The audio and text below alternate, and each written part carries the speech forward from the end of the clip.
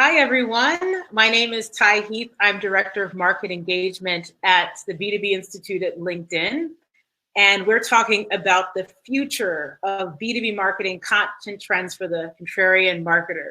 So I'm going to be going through content on creative, strategy, and distribution. Let's get right into it. So first, I just want to let you know what I'm talking about when I'm talking about our trends. So we're not contrarian for the sake of being contrarian. We're actually contrarian by design. Let me break that down for you. So looking at this matrix, you can be contrarian against the crowd, consensus with the crowd, or you can be wrong or right. Now, when you're wrong, there's no value there, obviously, because you're wrong. And when you're consensus and right, there's no value there because that's where everyone's playing. That value gets competed away. So simply put, what you want to do is what no one else is doing and be right about it. When you're contrarian and right, you can take advantage of the entire opportunity. So we focus on making sure that our trends are contrarian and right because the best ideas are often the most contrarian ideas. So let's get into the first trend here. So the first trend I have is called the originality delusion. So marketers have a deep, dark obsession with newness. So we have an obsession with new platforms, new products, new ideas. Our clients are constantly looking for us to come with something new and fresh. So it's like new, fresh, new, fresh. And behind all of this is a little bit of a delusion.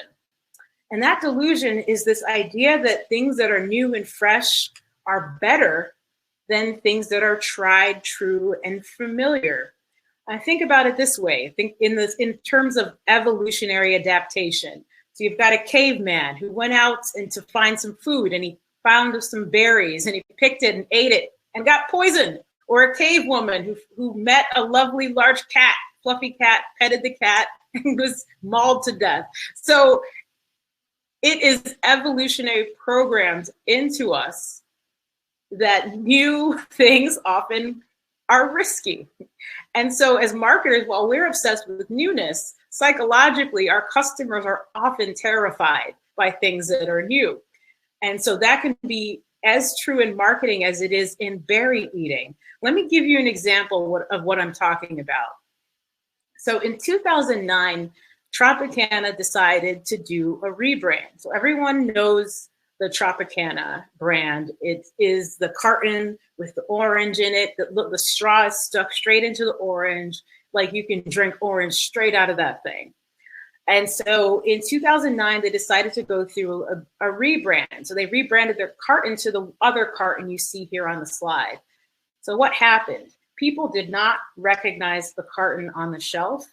Their sales fell by 50%. They actually lost $60 million. And it got them connected to the old adage, if it ain't broke, don't fix it. Because the reality is only about 1 in 5 new ad campaigns actually perform old campaigns. And we see this in our research at LinkedIn. So we've done considerable work on the value of thought leadership in partnership with Edelman. And we've learned a few things along the way. So in this particular study, we surveyed 1,200 CXOs to understand what they want from thought leadership. And in that survey, the number one thing was relevance, so 63%. And way down the list was originality. So what really sells is relevance plus familiarity. And so as we start to market, there are things we can learn from Disney. Looking at each of these different characters, look at the facial expressions. Even though these are completely different franchise, we're seeing something surprisingly familiar in all of these different characters and the way that they're looking at us. And so being surprisingly familiar can be something that brings comfort to our audiences. Here's another example. Mary Meeker's Internet Trends Report. So I know she's moved on. She's no longer with Kleiner Perkins, but for those of you familiar with Internet Trends Report, it's probably the biggest B2B marketing blockbuster of all time. Every time it dropped, it broke the internet. And so she, in this report, although the content inside of it was new, the report itself was surprisingly familiar to the audience. I think Salesforce also does a really great example of this in the content that they create. So they have this character called Astro. He's sort of like a, I want to say like a raccoon human. That's they put him in a lot of different situations, and this is their way of being surprisingly familiar in their creative. And so that's really the goal, is for us to be surprisingly familiar. So that brings us to our second trend, which I'm calling the score algorithm. So let's get into it. So with this one, just a really quick story to kick this off. So Bridgewater Associates, right? So they're a successful private equity firm. Ray Dalio is the founder. They've been incredibly successful. Part of the reason they've been so successful is that they have an algorithm to help them make decisions about how they invest. The algorithm was so successful quantitatively that they decided to deploy this algorithm qualitatively to help them make better decisions in meetings, for example. So they created this platform called DOT, and it allows for people on their team to rate the decision-making capacity of other members of the team. Now, whoa, like that's mind-blowing, maybe a little bit freaky, scary to have all that transparency, but it works for Bridgewater Associates, and they've gotten tremendous value out of that investment. Now, why do I bring this up? I bring this up because we as B2B marketers and marketers in general could do a lot better when it comes to creating high quality content. In fact, in our research with Edelman, again, we found that only about 12% of B2B buyers are getting value out of the thought leadership content that we are delivering. So we could benefit from having a bit of a framework to help us in this journey. So we've created the SCORE algorithm framework within the B2B Institute to help you produce high quality thought leadership. I'm going to break each of these down one at a time. So the first part of the formula is S. S is for structure, and structure gives it simplicity. So what you're looking at here is a Google Cloud Platform asset, and they've sort of broken out this playbook. It has a beginning, a middle, and end.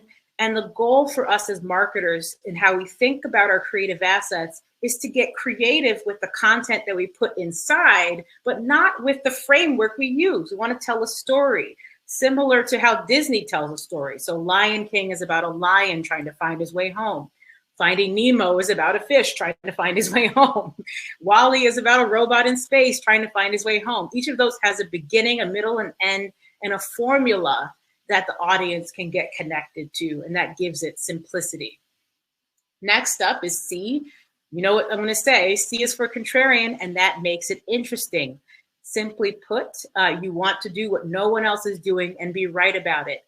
Then you can take advantage of that entire opportunity. So moving on from that, O is for ownable, and ownable makes it distinctive. So looking here at this matrix, you have uniqueness on the x-axis and fame on the y-axis. I am trying to hide this, this stuff here so you can see the picture. Let's see if I can get rid of it. Okay, perfect. Now you can see the whole picture. So you've got uniqueness on the x-axis and fame on the y-axis. And looking at these different pieces that we've mapped out on this chart, it's Johnny, the brand is Johnny Walker. It gives you a sense of how you can also break down your creative brand assets and decide where it makes sense for you to invest. So for example, consider the color red. Now, if you're McDonald's and Wendy's, both of those two brands are associated with the color red. So that probably would not be an area where it would make sense for you to invest. In the Johnny Walker story, though, Keep Walking is highly unique, but not yet famous. So that could be a particular component of the brand asset that they would invest in to bring it into the use or lose territory. And then the Walking Gentleman, and then also the red label, those are both distinctive and very famous. Those are assets they'd want to continue to invest in to continue to own them. So this is an opportunity for all of us to take a look at how we can own our brand assets. Okay, oh my goodness. All right, exit. Okay, Folks, bear with me for just a second here. I'm trying to hide these controls on the screen so you can see what I'm talking about. So next up is R, and R is for replication, and that makes it valuable. So within the B2B Institute, we have been doing trends for several years now. So since 2018, we've been doing trends.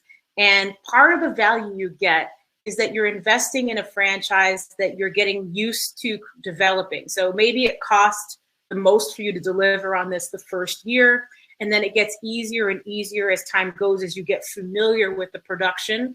And then very much like Mary Meeker, you start getting a sense for the value that's being created as audiences pick up the content. So you want to think about replication. Coming out with something year over year makes it valuable. And then finally, E is for expertise, and expertise makes it profitable. So thought leadership is one of the best investments that you can make. It allows you to command a higher rate for your business. It allows you to earn RFPs. And there's been a little bit of a disconnect in terms of how business decision makers and marketers see the value. This is an area for us to really invest in creating strong thought leadership and doing the work of linking that thought leadership to experts within your companies that can then take that message out into the world. Okay, and so this now brings us to our final trend, which is called blockbuster marketing. So let's break this trend down with a bit of a story to start out with. It's the tale of two strategies, Warner Brothers and NBC, in a true real-life A/B test of marketing. So we've got Alan Horn with WB and Jeff Zucker from NBC. Now, as this story starts, Alan Horn and WB are fourth place in the market, and Jeff Zucker and NBC are first place in the US in the market.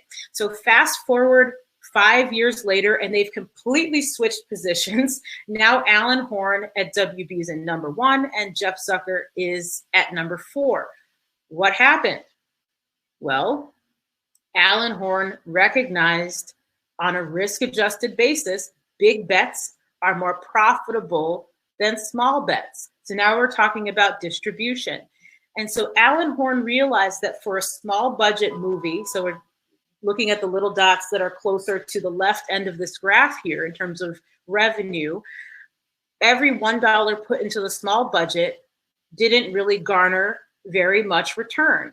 But then he realized when he put $1 into more significant distribution, he got a $6 return. And so now we're talking about more in the territory of the Harry Potters of the world and the Dark Knights of the world and the I Am Legend territory. So the lesson here for us and thinking about it, we only really see maybe 4 to 6 big movies a year. And often it tends to be like the big blockbuster ones, like the Star Wars types movies. So if we're not really investing and being thoughtful about the distribution, oftentimes we can fall flat.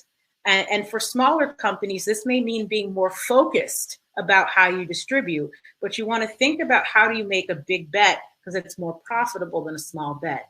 Now, why is this? Why are small bets riskier?